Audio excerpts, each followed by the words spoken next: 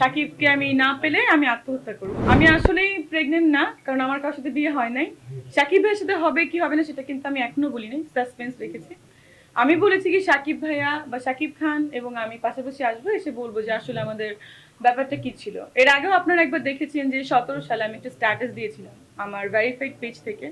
আর আপনারা জানেন যে আমিও একটা ফ্যামিলি বিলংস করি, আমারও ফ্যামিলি আছে। আমার বাবা ছিলেন প্রফেসর, আমাদের পুরোটাই শিক্ষিত পরিবার, আমার মা কাউন্সিলর। তো এরকম করে আমাদের ফ্যামিলিতেও একটু প্রবলেম হচ্ছে, আমাকে নিয়ে অনেক অনেক কথা হচ্ছে।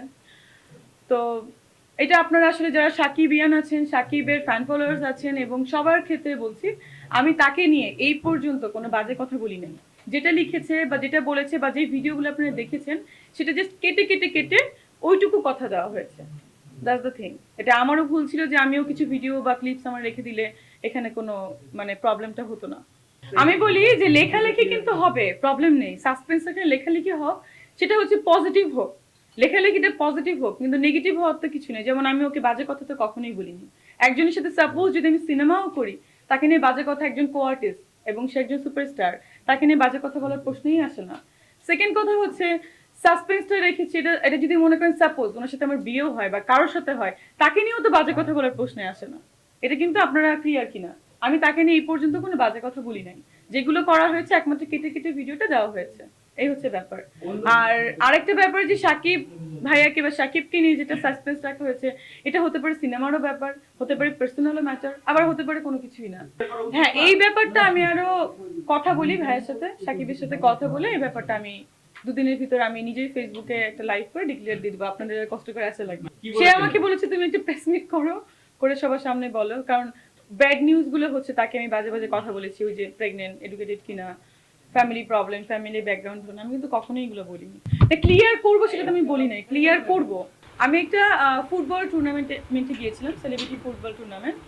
ওখানে আর কি আমাকে প্রশ্ন করা হয়েছিল যে শাকিব খান একজন ডাক্তার, মেয়ে দেখা হচ্ছে, তাকে পাত্রী দেখা হচ্ছে, সেই ডক্টর পাত্রীটা আপনি কিনা, আপনিও দেশের বাইরে পড়াশোনা করে এসেছেন, আপনি কিনা। তো আমি তখন বললাম যে আর্টিস্টদের সব কিছু সাসপেন্স থাকা প্রয়োজন, আমার বিষয়টাও সাসপেন্স থাকুক।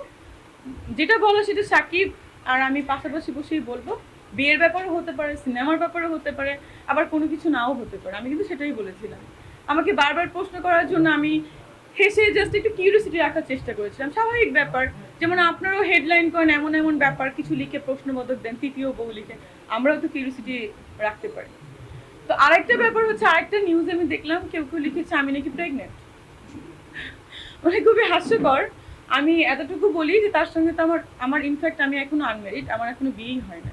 সাকিব ভাইয়ের সাথে বলেন বা কারোর সাথেই এখনো বিয়ে হয়। সো প্রেগনেন্ট হওয়ার, বিয়ে না হলেও প্রেগনেন্ট হওয়া যায়, বাট আমাদের সমাজ সেটা মানবে না। সো আমি প্রেগনেন্ট কোনোভাবেই না।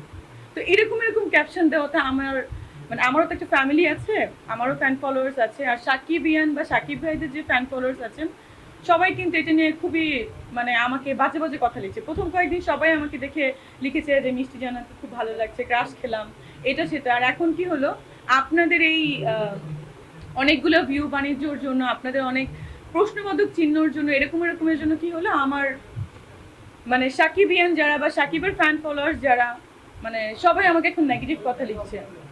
তো এটাই হচ্ছে ব্যাপার।